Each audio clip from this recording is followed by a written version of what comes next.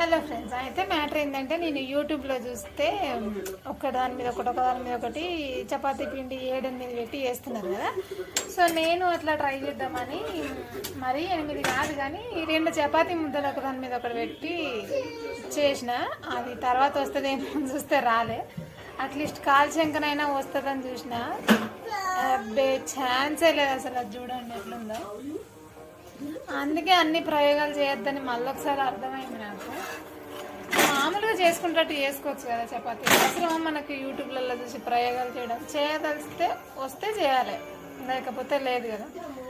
ఇప్పుడు ఇది ఇంత లావ్ అయింది, దాన్ని ఎవరికి పెట్టాలి, ఎవరు తింటారు, ఎంతసేపు అవుతుంది కాలవడం.